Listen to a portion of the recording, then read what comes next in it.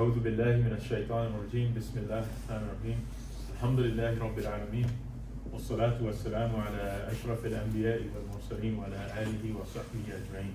Assalamu alaikum wa rahmatullahi wa barakatuh. Today, inshallah, we'll be presenting and discussing the genocide, the unseen genocide in Sudan. This is a new type of genocide that is taking place based on a certain model, based on certain interests of the great powers for certain purposes. And it's no longer a genocide of straight up ethnic cleansing as we've seen in other places, but this is more of a genocide as an acceptable cost of doing business. And this is what's been taking in Sudan, unfortunately. And for the longest time, it's gone unheard, unseen for our fellow brothers and sisters in Sudan. Inshallah, we'll begin with the recitation of the Quran by our brother Umar Sharif. Assalamu alaikum wa rahmatullahi wa barakatuh. أعوذ بالله من الشيطان الرجيم. بسم الله الرحمن الرحيم. واعتصموا بحبل الله جميعا ولا تفرقوا واذكروا نعمة الله عليكم إذ كنتم أعداء فألف بين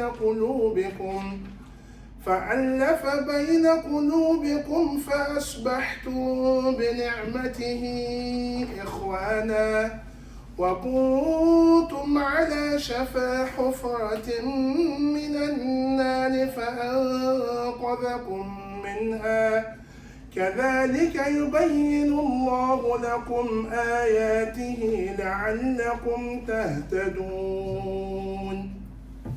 Inshallah, this is the ayah I'd like to recite today and go into a little bit of detail in regard to the ayah I just recited.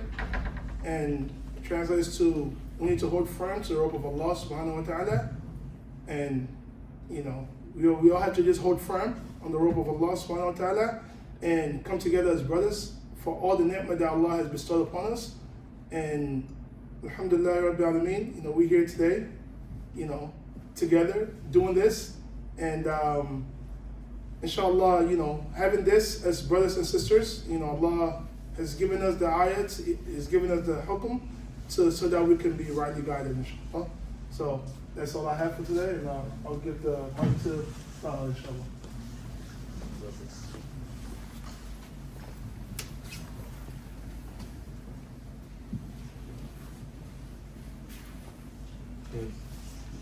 Bismillah, alhamdulillah, wassalatu wassalamu ala rasulillah. As the brother mentioned, the topic of discussion today is the unseen genocide which has been unfolding in Sudan, not just for the last 2 years, but even basically since this region's so-called independence. What I want to start with is that this is brought to you by Fikra, Muslim think tank, especially targeting the issues in the Muslim world. What are the causes and what is the way forward? So to understand what's going on in the region, always we have to take a step back. One thing from the colonial playbook, even we see that's been reflected in the biggest tragedies that have been happening in the past couple of years, whether it's Gaza, whether it's Sudan, is that they like to start our histories from the point of our oppression and our suppression. Like how we see in this country that the history of, for example, African Americans starts always from slavery, and everything before that it's kind of removed and erased. And this is really to mentally subjugate a civilization and the people. And learning this history and looking into it, it also lets us know and look through this notorious fake narrative that has been presented of the Muslim world always being exposed to corruption, violence, strife, hunger, and so on. Just a cursory look, it tells us that this was never the case, and Sudan is no different, which was known famously as the breadbasket of the Muslim world.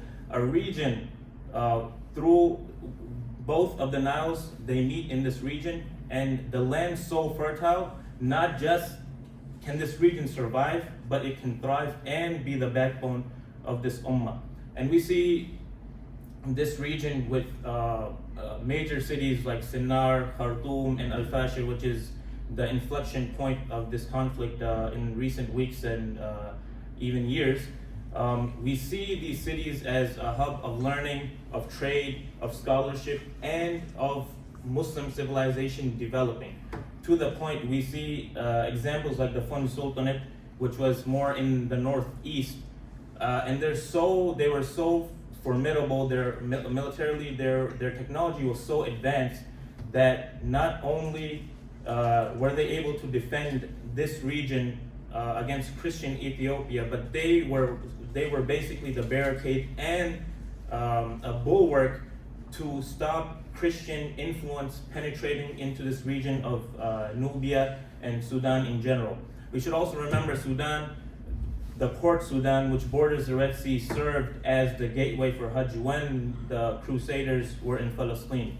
So anyone who's going from Hajj from Morocco, from Mali, from West and North Africa, because they can't go through the Sinai Peninsula where Gaza is now, as it was under the Crusaders, they go through Sudan. And that became the gateway for Hajj. And just for further reference, if anybody wants to read on their own, Ibn al-Jawzi, the prolific Hanbali scholar, he wrote an entire book on the fadail, on the virtues of this land and its people, titled Tanwir al-Ghabash fi Fadl Sudan wal-Habash, illuminating the darkness surrounding the virtues of those from Sudan and from Habash. So now we clarified, we've understood that this narrative of the Muslim world, and specifically sometimes even Africa, this region, this entire continent, always being in chaos and disarray, we can see this was really not the case. So where do the issues come in?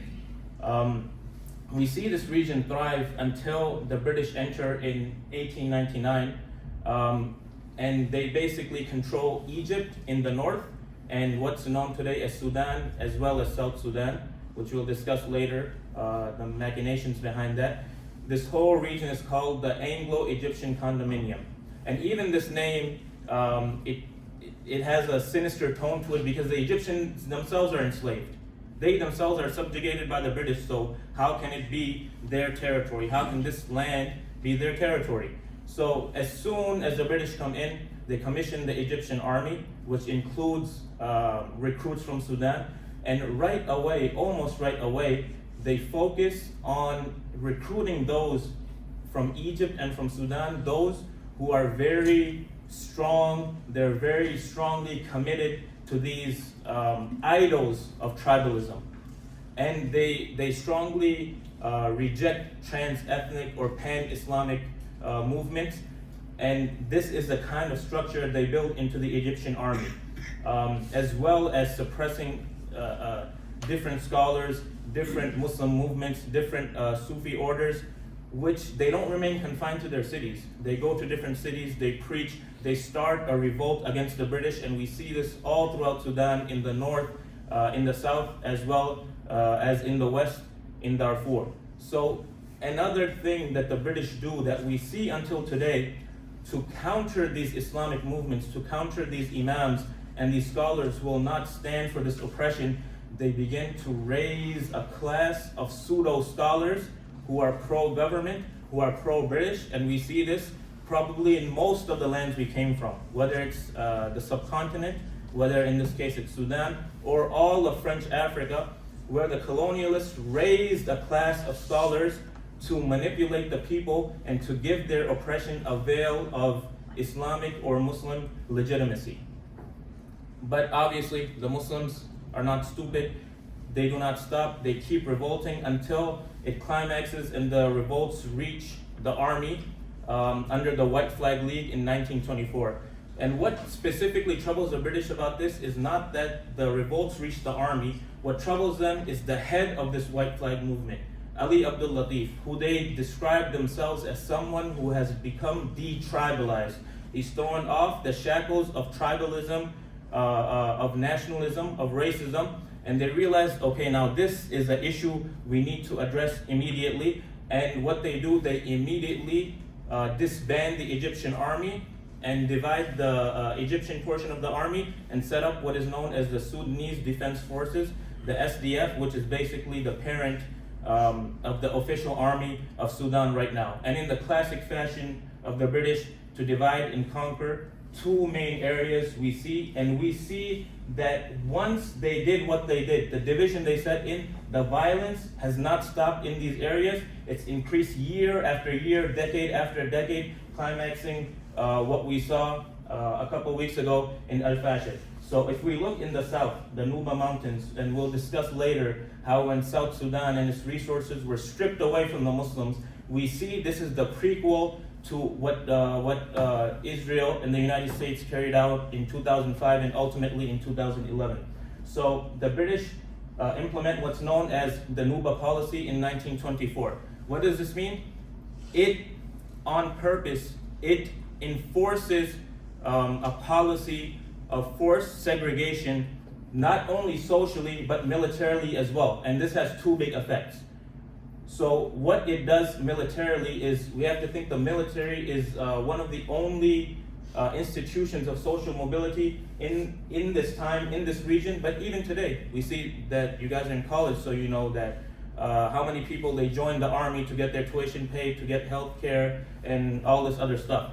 So what they're effectively doing is now the South, it's becoming marginalized, it's becoming disenfranchised, and later this is repackaged as a Muslim versus Christian struggle. But we see during the Nuba policy, the Muslims themselves suffered as well. If any soldier from the south, from the Nuba Mountains was found outside the region, they're immediately kicked out from the army.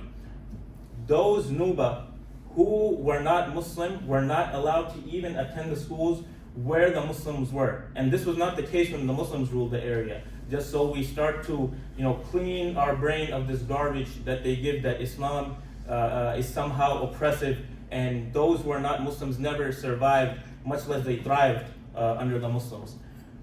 So they forced the segregation of schools, holding them back economically in their education. And now this is going to start causing grievances between the Muslims and those who are not Muslims. What happens in the West, Darfur, meaning how we say Dar al-Islam, Dar al-Harb, these things, the land of Islam and the land of war. So Darfur, the land of the four people. It's an indigenous group there. And this is really key to understanding when these tribal differences and ethnic differences, when they were really institutionalized rigidly, what kind of after effects it had. So in Darfur, they implement the Dar policy, where they give the big tribes both who they deem Arab and not, and this is one really silly thing the British did, not just in Sudan, but everywhere they were. In Nuba, even those ethnic Nuba who were Muslims, they called them Arab. Even though a couple centuries ago, if they encountered them, they would say these guys are not Arab because they're pagan. So anyone who accepted Islam, regardless of ethnic group, is essentially in the Nuba Mountains termed Arab. And we see this in Darfur as well. But if we look even just a little bit, for example, when I had mentioned in the previous slide that Sudan was the gateway to Hajj. So there were several Fulani tribes. If anyone knows where the Fulani are from, shout it out. Nigeria. Yeah, Nigeria, Ghana, Yep. Niger, so on. Going towards Hajj, a lot of them settled in this region of Darfur and the Sahel in general, and over time they became Arabized and began to be recognized as Arab. So this tells us that this rigid hierarchy, this rigid racial classifications, they never really existed like this before the British implemented them. So like I mentioned, the British in Darfur, they give certain tribes rights to land and scam other tribes out of land based on who they determine is indigenous or not. And if we know anything about this region, or even the old world in general, we know that a lot of tribes, a lot of ethnicities, a lot of groups still live nomadically. They don't stay put in one place. And this is really the case in Darfur, where you see a lot of nomads, whether they're herding cattle or camel, they're constantly moving. So they're indigenous everywhere, but they're also immigrants everywhere. And they are scammed out of land as well. And they now cannot graze their livestock. And this leads to not just an ethnic division or a division or a conflict based on ethnicity, but a conflict which is based on survival. So to move further into this, kind of into the current day, I'll pass it to Brother Esa to describe how these policies, they affect what's going on in the region right now. So now we're in 1959. Sudan gets its so-called independence from the British.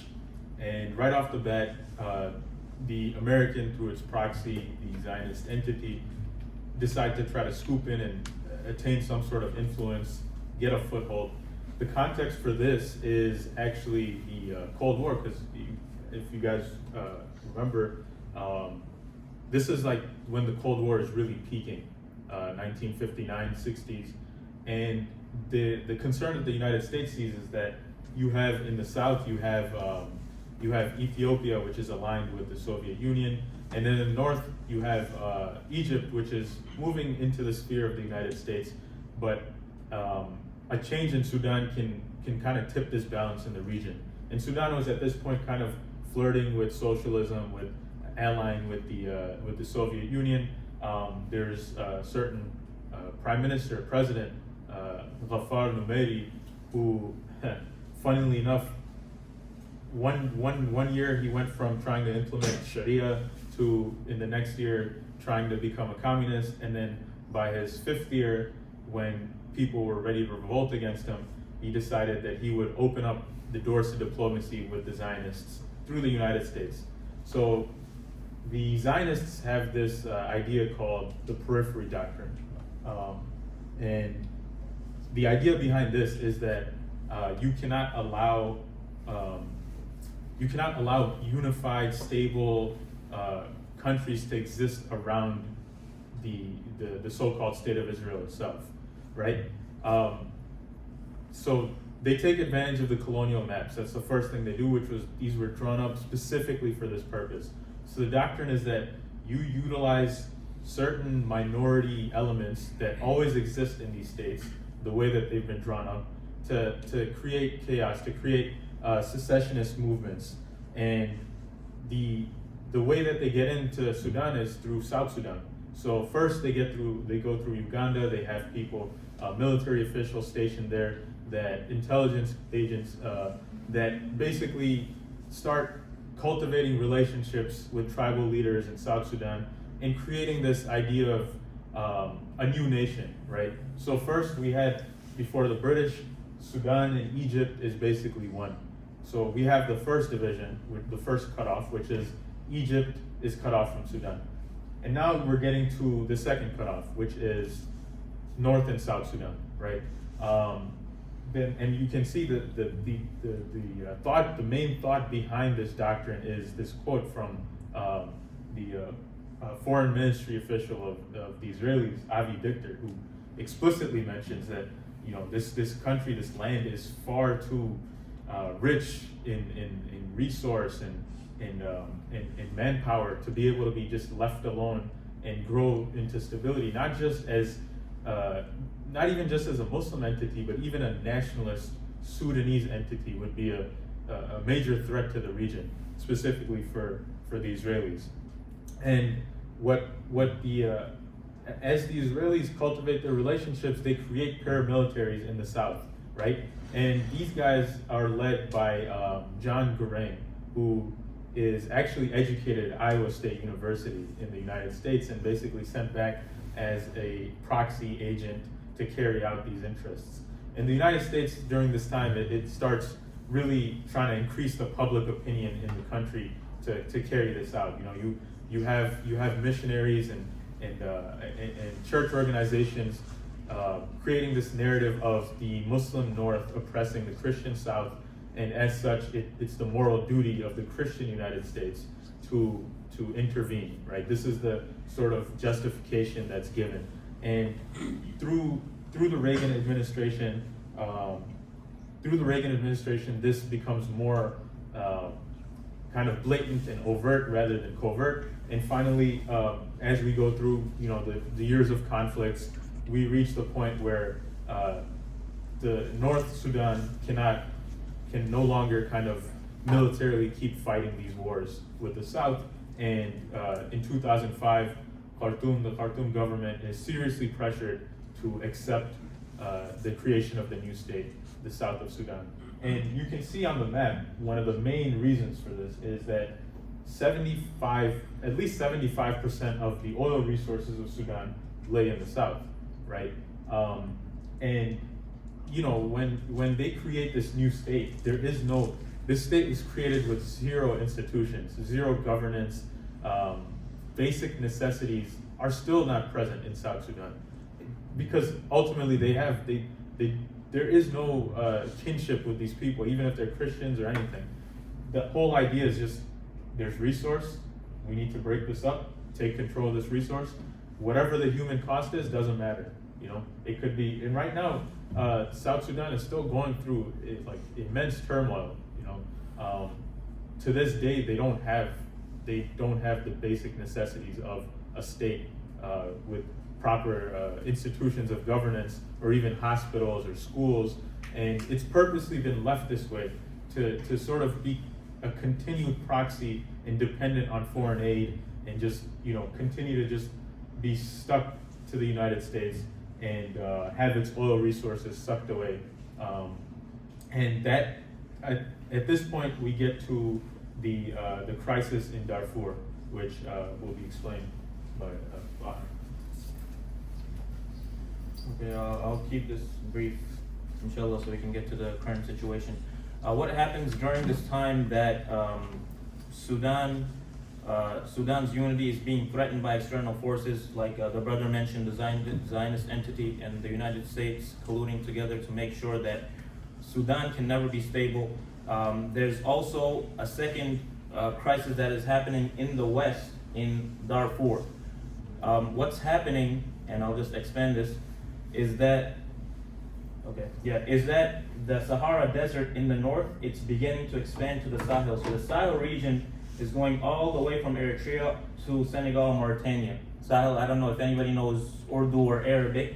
You know, Sahel means the edge. So it's the edge of the Sahara Desert.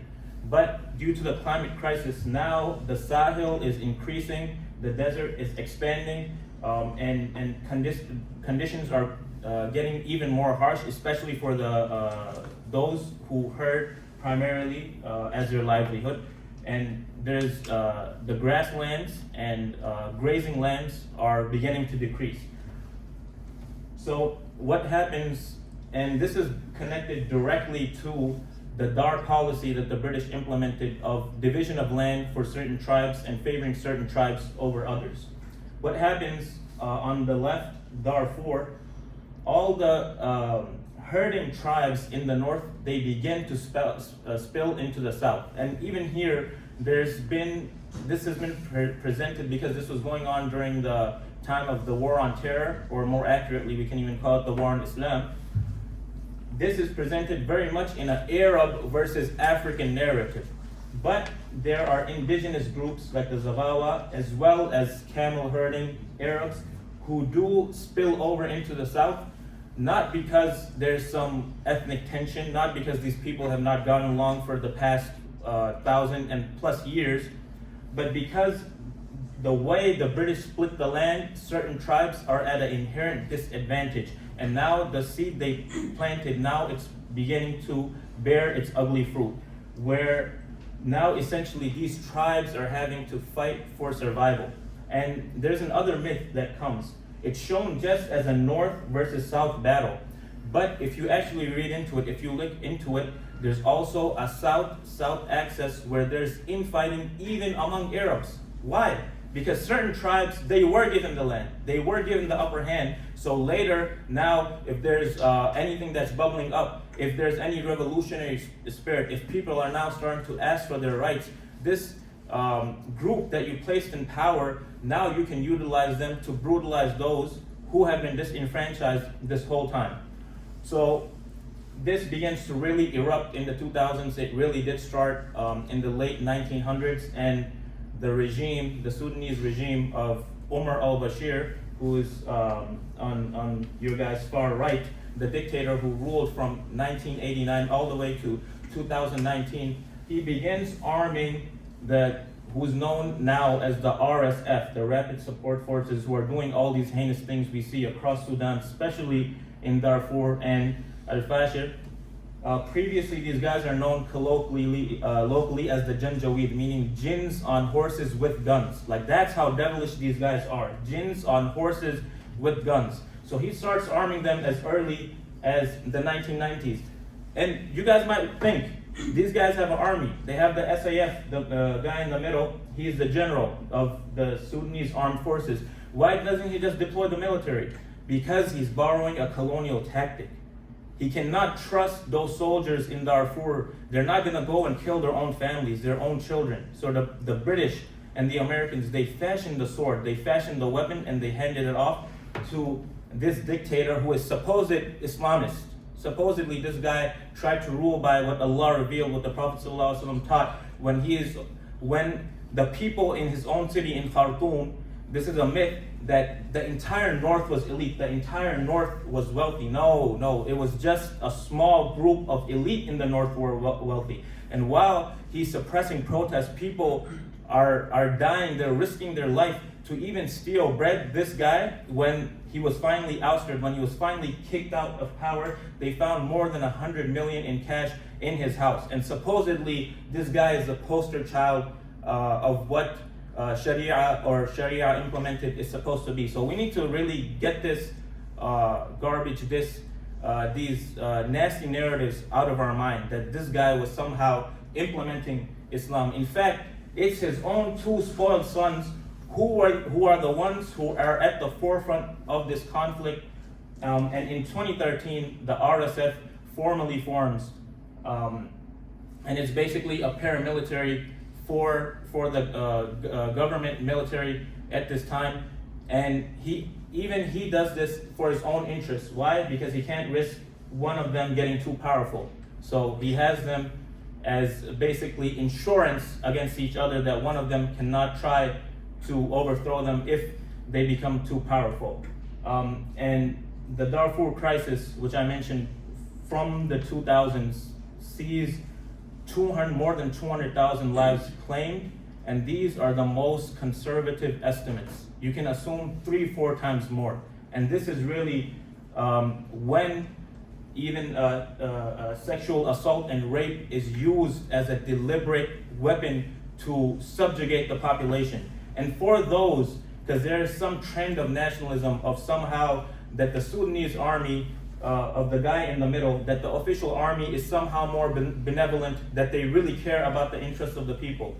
It helps us to know that this guy in the middle, Burhan, the head of the army, he was working directly with Dagalo in Darfur in the 2000s. So he's not some innocent guy either. In fact, these three are the architects of what we see now. And to kind of discuss the current situation, and just before I hand it off, 2019, there was a supposed revolution. The youth, they came on the street, and I'm not saying that the youth were not earnest or sincere, but what happened?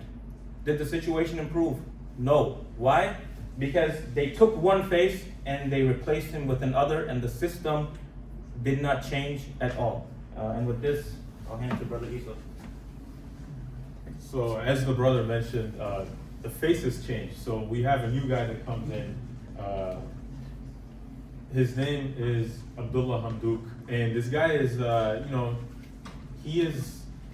he's basically a sitting duck leader, because you have two very powerful generals, one of which, both of them who have been looting the land for many years, specifically Dagalo of the Janjaweed RSF, has been consolidating his own power by using his paramilitary to take over gold mines and to basically steal the wealth of the people and cultivate his relationships with entities like the UAE and their leadership. So when this guy comes in, Abdullah Hamdouk, he's completely a sitting duck, right? The source of power lies in the military in Sudan and has for a very long time. But the Europeans, the EU sees this as an opportunity to get some influence, right? The SAF, its roots kind of lie in the British colonial structure, so there is still some influence there from the British, But as a whole, you have to understand what's going on at this time. This is 2019. The European Union at this point is trying to get some more resources, trying to increase their influence, which they see as waning in the world. And as far as they were ready to sponsor this guy, Abdullah Hamdouk, and recognize his government and help him consolidate power, but the United States saw this as an opportunity and basically brushed this off. It orchestrated a coup with its two agents, Dagalo and Burhan, RSF, SAF. Initially, these guys had worked together to suppress the revolutions that were taking place. But basically, they come through. After they remove Omar al-Bashir, the transitional government comes in, and then that one gets removed too. And if you guys can remember, what is going on in Europe at this time? Let's say 2022, 23. What's the big thing that's taking off? Brexit. No, Brexit is a while before. It's still going. Russia, Ukraine, right? So Russia, Ukraine kicks off, and a lot of Europeans did not expect this. Germany, which had been cultivating very nice ties with Russia, did not see this coming at all. They're building their pipelines and all this, but now they're basically being brought to their knees because Western Europe relies so heavily on energy resources from Russia, and now you have all this basically being in jeopardy. So they kind of have to just shove off. The United States is like, get out of here, this is ours now. And Europe has to just kind of kneel in front of this because they just don't have the resources. The war seems like it's coming to their their doorstep. So now this becomes the U.S.'s sort of playground. And I can expand this, and you can see that how many regions are involved in this conflict, right? You have Egypt, which nominally supports the SAF due to their pre-existing relationship. They used to come from the same roots from the British military structure. And then you have the UAE, which, as it's been noted at this point, strongly supports the RSF through weapons and gold smuggling. You have Chad, which has decided to basically take in refugees from Sudan from this war. As a trade-off, what they get is foreign aid for being a good host country for the crisis that's unfolding. And then you have other players like Iran, which they want their own little military base in the Red Sea. You have Turkey, which is trying to do this BS neo-Ottomanism policy and expand its influence in the region the same way. But the interesting thing to note here is that the UAE itself is a proxy of the United States, right? Can anybody tell me what the UAE produces? Exactly, you guys answered it. They don't produce nothing. They don't have anything. They have no know-how. They have no expertise. Even the oil that they have is not. They basically can't extract and refine and do any of that themselves, right? So how are they? Where are these weapons? Can the UAE even make one bullet? No, these guys don't know. They don't know anything. Their tower doesn't even have a flushing system. Basically, if you guys read about it, it's quite interesting. They have to get all the poop that comes from this building, the Burj Khalifa, and put it into trucks and remove it. So just to highlight that they don't have anything to give of their own accord. All the weapons that have come to the RSF through the UAE are American manufactured, right? And it's good, like we see this thing about boycotting the UAE. It's a really good initiative. We hope and pray that the leadership of the UAE is destroyed and replaced by something much better. But we can't forget what's really unfolding here, right? And then on the other side, you have Egypt, which supposedly supports the the SAF, and it's aided in bombing campaigns on civilians in hospitals. It's also a proxy of the United States, right? So trying to paint this picture that this is not a civil war, this is a concoction. This is a managed crisis that's just it's being pursued, you know. And then again, you have Russia, you know, which has its own agenda here. It has the relationship with the RSF to extract gold and basically get around the sanctions that have been put on it through its war and fund its war in Ukraine. But at the same time, it knows that this conflict is so managed that once these borders, the new borders settle, then you need to have a stake in the game afterwards, right? So they also recognize the SAF as well as a legitimate authority. So hold on one second.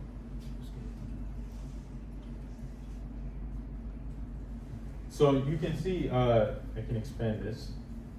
This is a resource map of Sudan. You can see just how plentiful this land is, right? You have uranium being discovered. You have obviously the gold. You have agricultural resources, now rare earth minerals, which are the new the biggest prize in the world right now because of how relevant they are for technology and AI and advanced computing, right? And this is basically what the idea is. That's what the end goal is. Whoever controls this basically gets a huge a leg up in many sectors. You have gold, which protects you against currency fluctuations in the future, and then you have the rare earth minerals that can give you a leg up in computing, which is becoming huge. You have cobalt, amongst other things. And the idea is that this is a very old colonial policy, right? This is the level of displacement that's taken place in Sudan, right? Out of 50 million people, as it was, the census had, you know, I don't know how accurate it was in 2024 because the war was already unfolding, but 50 million people, now almost 25% of the population is displaced. And when the new borders are settled, which will happen between East and West, because the Darfur functions as its own separate state now, and then East Sudan now functions as its own separate state.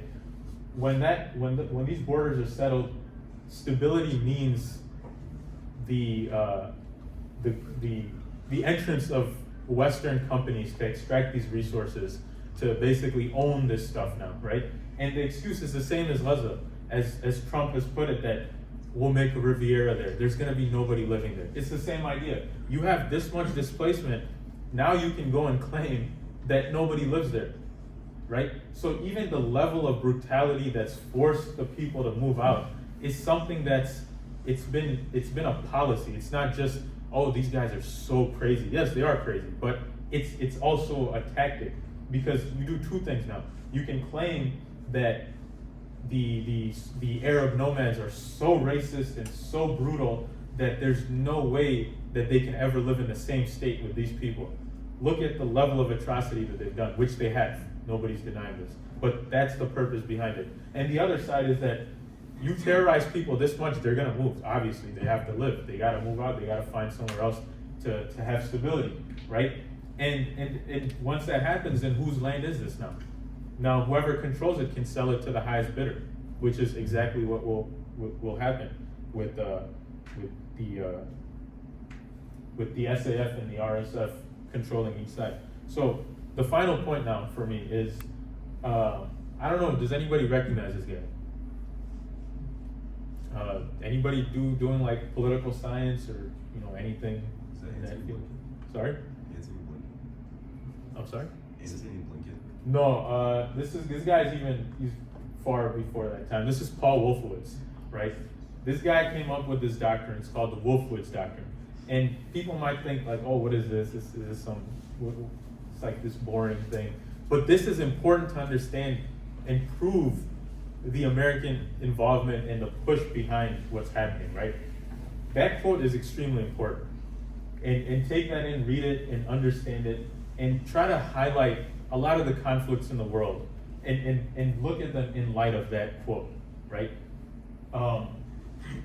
Once the Soviet Union was basically wiped off the map and no longer a threat, the United States has to figure out how we're gonna basically hold this position of dominance and this unilateral, like, we can do whatever we want alone, we don't need nobody else. How are we gonna hold this position, right? And this is the way it works, is that you cannot allow a land which has plentiful resources to not in size and population to ever develop, or not just internally, but ever be utilized externally. China wants to make these relationships in Sudan and in Africa in general, and they have their own imperialist agenda. But when the United States sees that, it also knows that China does not have the military capability in this time to go do the things that the Americans do, the adventurism that they do. So this idea is entirely a military policy. Now, initially it was direct intervention with Afghanistan and Iraq, and now they've moved on because they've seen that this will diminish political clout domestically. So the next idea is now to use proxies to carry these things out. One of the levels of proxies being states like Egypt and UAE and Qatar and these places, and the other being on the ground. So you have both of these people, leaders of the RSF and SAF, that are being supplied at the same time by the United States, right? And this is the idea behind it, is that we cannot allow a place like this to have its resources be utilized and eventually, grow to any level, not just internally, but by any other power, right? And I really suggest if people want to understand what happens, what's taking place, and what's causing all the struggle and the strife and the destruction, and primarily the Muslim lands, you have to read the Project for New American Centuries, the release that they had in 2000, because this is being carried out to this day, and the guidelines, the framework is all detailed in there, right? And the idea that I can summarize it really quickly is that the United States has to maintain military might in all these places, right? For the benefit of its resource extraction, for protection of its trade routes, and to not allow even allies, even the Europeans who are their closest allies, cannot be allowed to raise their standing to such a level that they can play a role in international geopolitics. And with that, we'll get to the last part, which is the most tragic and humbling part of all this. Okay. So just going off what the brother said, all this information, all the maps we looked at, all the different actors, all the resources, I have a question. Why? Why do we care? Why are we gathered here? It's been 2 years this situation has been going on. So what's the big deal? Why are we gathered here? I mean, you guys all came here with some intention, right? Why? Just shout it out. Change, right? And even before that is that we are not here because, and I don't think most of us here are from Sudan, or because we care about some pan-African issue. One reason, and that is one ummah. That is the only reason we are here. And this tragedy has been unfolding decades, and especially the last 2 years. So where were we? What were we doing? And basically all these statistics that I'm talking about, this is not just from the recent tragedy in Al Fashir. This is a compilation of what's been going on since April of 2023.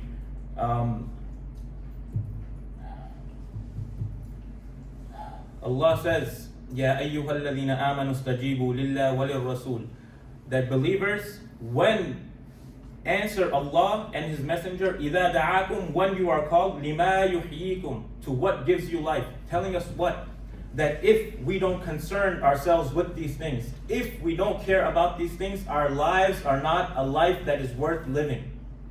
If you want to live a life which is meaningful, which you can show something to Allah on the last day, then answer His call and use everything you have, whether it's your wealth, your voice, or otherwise your dua, then answer that call. Otherwise, our lives, they're not a life which is worth living. And as the brother said, the situation is so tragic. It just sometimes, when we were doing the research for this, we're just looking at a screen. You're reading all these stats, absorbing information. What do we do with this? The answer Allah gave. Answer His call. Answer the call of the Messenger sallallahu alaihi wasallam. And I'll mention just some of these stats, even though it just feels even strange just to mention them, because then what does that leave us with? And the brother had shown the map of the displacement. We see in Khartoum, which is the capital of Sudan, at the beginning of this crisis was in the millions. The population was in the millions, and within 1 year, the city had become so plundered, the terror was so much that the population remained just to the tens of thousands. We see more than half of Sudan. Remember the legacy of Sudan, the bread basket of the Muslim world. The majority of it is starving. And remember, again, these are conservative estimates. They count, how many calories does a human need to survive? 500 a day? Okay. So those people who are getting X number of calories a day, they're not starving technically, but we know they are. So how did the situation get this tragic, that a place that was not feeding just itself, but the Muslim world, now it itself is in a state of starvation? Besides this, we see, especially from the RSF and the SAF, don't let this nationalist rhetoric twist your mind. Both of these camps are using sexual violence as a deliberate tactic, with hundreds of thousands of rapes being recorded, even as low as 1 year old. So when I say it, it's like your mind just refuses to accept what is going on, especially in this region, which was a fortress for this ummah. Now we looked at all this. We looked at the history, the issues, what is the current situation, and then there's only one natural question that should come in our mind, and that is, what is the way forward? And there's only two real choices we see in the modern world. One on the left, which is the system that has been set up by the colonialists of dividing this ummah into pieces. And even that was not enough for them. Like how we discussed, first you have Sudan, now South Sudan, now you have Darfur and East Sudan, and maybe later on we'll take out a few more pieces because we want to weaken you even further. And just this division was not enough to fulfill their hatred of Islam and the Muslims. So what they did, separate us into these prison cells and enforce on us these agents, the agents of chaos, as our prison wardens. Like the brother mentioned, all the players involved in this, we think, UAE, Muslim country, how could they be doing this? But these rulers, these hukam, they are not qualified to represent us. Why? الَّذِينَ يَتَّخِذُونَ الْكَافِرِينَ أَوْلِيَاءَ مِن دُونِ الْمُؤْمِنِينَ. Those who colluded with the disbelievers against the believers, they are not fit to represent you. And just think about it. These flags, these nations, once they were implemented on us, all the different countries we come from, how many times has the regime been changed? How many times has there been talk of change, where you had one president and okay, he wasn't good, he was corrupt, you get him out, and now maybe you have martial law. Okay, now we can get back to civilian government, but the situation for the people, for the ummah, never changes. Why? Because it's only a change of face, never a change of system. And think about it, brothers and sisters. During the Zionist occupation, we have the supposed flag of Palestine. What did it do? Sudan, 69 years of supposed independence, only 10 years of relative peace. What did this flag do for us? Even these were enforced upon us. You guys, for further reference, the Ba'ath Party, the Arab Revival Party, you guys can do your own research. So then the question comes, what is left? What is the alternative? And it's clear if we believe Allah and His Messenger, if they can provide us the answers of how to live our lives, how to pray to Allah, how to fast, how to marry, how to spend and earn our money, it's a no-brainer. Allah says, وَلَقَدْ ضَرَبْنَا لِلنَّاسِ فِي هَذَا الْقُرْآنِ مِنْ كُلِّ مَثَلٍ. In this Quran, we struck every kind of example.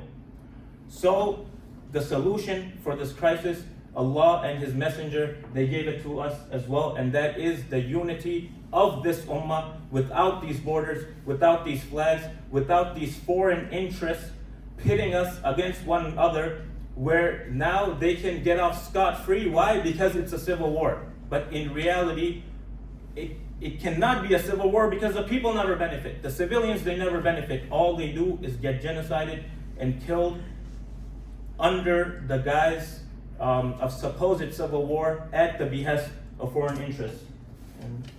So there's just one last point that I wanted to make is because we're seeing it in the news now, right?